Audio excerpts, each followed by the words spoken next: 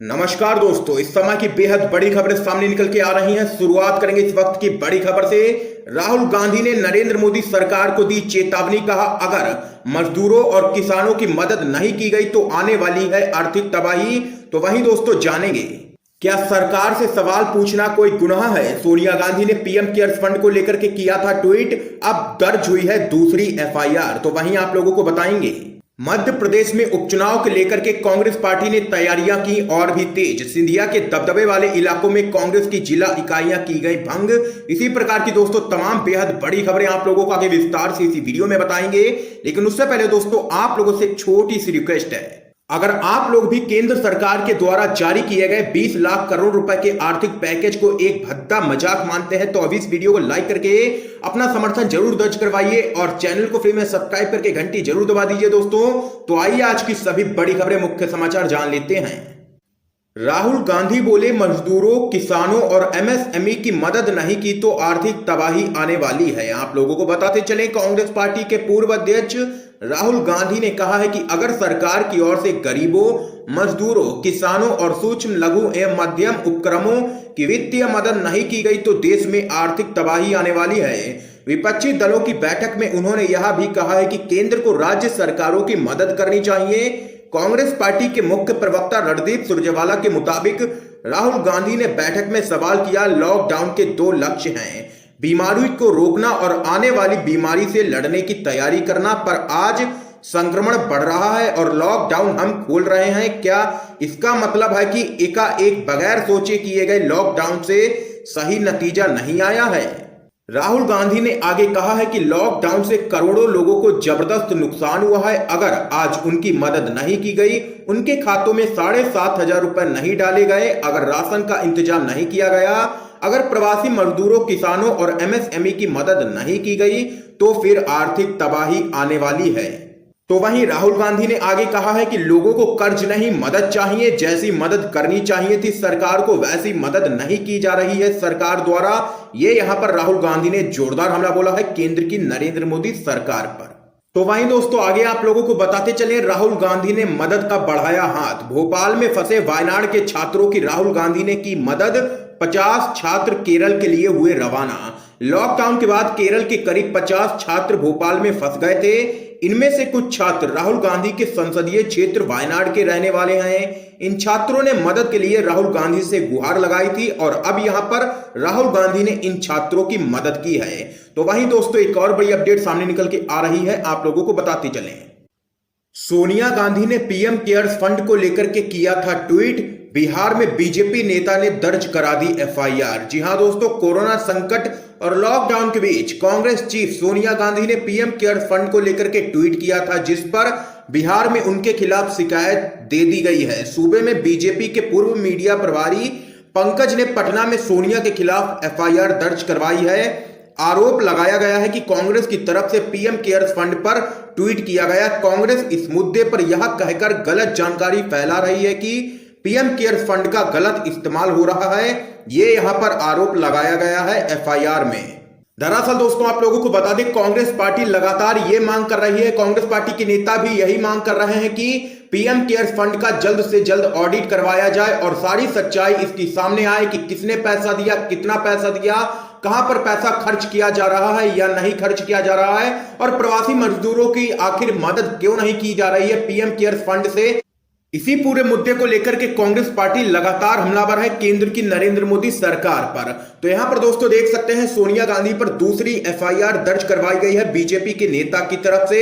फिलहाल दोस्तों अगली बड़ी खबर आप लोगों को बताते चले, बीजेपी ने धरने में शामिल किए बिना मास्क पहने हुए बच्चे। आदित्य ठाकरे बोले, इन्हें राजनीति प्यारी है। महाराष्ट्र के पूर्व मुख्यमंत्री और बीजेपी के नेता देवेंद्र फडणवीस ने राज्य में कोरोना वायरस संक्रमण को फैलने से रोकने में शिवसेना के नेतृत्व वाली महाविकास आघाड़ी सरकार की नाकामी बताते हुए उसके खिलाफ विपक्षी दल का राज्यव्यापी विरोध प्रदर्शन शुरू किया। उन्होंने मुंबई में बीजेपी के राज्य मुख्यालय पर प्रदर्शन किया। इस दौरान बीजेपी के प्रदर्शन में शामिल कुछ बच्चों की तस्वीरें सामने आई हैं, जो कि सोशल मीडिया पर खूब वायरल हो रही हैं। हाथ में बीजेपी का झंडा पकड़ा हुआ है इन बच्चों ने। उन्होंने मास्क मुंह में पहनने के बजाय गले में लटकाया हुआ था। इस पर शिवसेना ने बीजेपी पर जोरदार हमला बोला है। शिवसेना के नेता आदित्य ठाकरे ने ट्वीट करते हुए बीजेपी पर हमला बोला। उन्होंने कहा कि यह बेहद ही शर्मनाक है। पावर पॉलिटिक्स के लालच में नेता कुछ भी कर सकते हैं। ऐसे समय जब हमें बच्चों को घरों के अंदर सुरक्षित रखना चाहिए, तब उन्हें गर्मी में धरने में शामिल कर खड़ा किया गया है। उनके मास्क भी मुंह से नीचे थे। कोरोना को भूल गए, राजनीति प्यारी है। ये यहाँ पर आदित्य ठाकरे ने देवेंद्र फडणवीस पर जोरदार हमला बोला है। तो वहीं दोस्तों एक और बड़ी अपडेट आप लोगों को बताते चलें। मध्य प्रदेश में सिंधिया के दबदबे वाले इलाकों में कांग्रेस की जिला इकाइयां की गई भंग। कमलनाथ खड़ी करेंगे नई टीम। आप लोगों को बताते चलें, मध्य प्रदेश कांग्रेस कमेटी ने सिंधिया के दबदबे वाली जिला इकाइयों को भंग कर दिया है। पीसीसी की तरफ से जारी निर्देशों के तहत जिन जिलों में नए जिला अध्यक्षों की नियुक्ति हुई है, वहां स्थानीय स्तर पर पार्टी नेताओं के मशवरे के बाद अब नए सिरे से जिला इकाइयों का गठन किया जाएगा। यह वह जिले हैं जहां पर सिंधिया के करीबी और समर्थक का दबदबा हुआ करता था। सिंधिया के पाला बदलकर बीजेपी में जाने के बाद जिला इकाई के कई पदाधिकारी भगवा गमछा ओढ़ चुके हैं। ऐसे में कांग्रेस पार्टी ने पहले उन जिलों में नए जिलाध्यक्ष नियुक्त किए और अब जिला इकाइयों को भंग करने के निर्देश जारी कर दिए हैं। अब कांग्रेस की कोशिश है कि जिन जिलों में कभी सिंधिया का दबदबा हुआ करता था, वहां नए सिरे से जिला इकाइयों का गठन कर नई टीम को खड़ा किया जाए। इस संबंध में पीसीसी चीफ कमलनाथ लगातार जिला स्तर पर पार्टी नेताओं से संपर्क कर रहे हैं। तो वहीं दोस्तों अगली बड़ी खबर जान लेते हैं। गरीबों के खाते में 6 महीने तक 7,500 रुपए। कांग्रेस समेत 22 विपक्षी दलों ने केंद्र के सामने रखी हैं 11 मांगे। कांग्रेस समेत अन्य 22 विपक्षी दलों ने देश में कोरोना वायरस संकट को लेकर विस्तार से चर्चा की है। विपक्ष ने केंद्र सरकार पर अपनी जिम्मेदारी का निर्वहन करने में विफल रहने का आरोप लगाया है। इनका कहना है कि इस समय नया और समग्र वित्तीय पैकेज घोषित करने, संसदीय कामकाज बहाल करने और राज्य सरकारों को पूरी मदद मुहैया कराने समेत कई महत्वपूर्ण कदम उठाने की बहुत ही जरूरत है। विपक्ष ने कुल 11 मांगे सरकार के सामने रखी हैं। हम आपको कुछ प्रमुख मांगे बताते चले दोस्तों। इनकम टैक्स के बाहर आने वाले हर परिवार के खाते में 6 महीने तक प्रतिमाह 7,500 रुपए जमा किए जाएं, जिसमें से 10,000 की मदद तत्काल की जाए। अगले 6 महीने तक हर जरूरतमंद को मुफ्त प्रति महीने 10 किलो अनाज दिया जाए। साथ ही मनरेगा के तहत काम के दिन बढ़ाकर 200 दिन किए जाएं। कोरोना के संक्रमण, टेस्टिंग, स्वास्थ्य ढांचे से जुड़ी वास्तविक जानकारी मुहैया की जाए। सरकार प्रवासी मजदूरों को मुफ्त अपने घर तक पहुंचाए। श्रम कानून को कमजोर करने के लिए हुए बदलाव वापस लिए जाए सरकारों की तरफ से। तो वहीं सरकार साफ तौर पर लॉकडाउन से बाहर निकलने की रणनीति भी बताए। केंद्र सरकार के 20 लाख करोड़ के पैकेज ने देश को भ्रमित किया है, इसलिए अर्थव्यवस्था को गति प्रदान करने के लिए सरकार संशोधित और विस्तृत पैकेज का ऐलान करे और स्पष्ट आर्थिक नीति लेकर के आए और संसद और संसदीय कमेटियों की कार्रवाई को फिर से बहाल किया जाए। ये यहाँ पर कुछ प्रमुख मांगे सामने निकल के आई हैं विपक्षी दलों की बैठक में। और यहाँ पर केंद्र की मोदी सरकार को विपक्ष ने लिया है आड़े हाथों। सोनिया गांधी की अध्यक्षता में ये बैठक हुई थी। तो वहीं दोस्तों एक और बड़ी खबर आप लोगों को बताते चलें। कोरोना संकट के बीच डॉक्टरों और नर्सों के संगठन ने केंद्र सरकार के खिलाफ खोला मोर्चा। स्वास्थ्य मंत्रालय के नोटिफिकेशन पर फूटा है डॉक्टरों का गुस्सा। आप लोगों को बताते चले, कोरोना संकट के बीच फ्रंटलाइन कोरोना वॉरियर्स यानी कि डॉक्टर्स और नर्सों ने केंद्र सरकार के एक फैसले के खिलाफ मोर्चा खोल दिया है।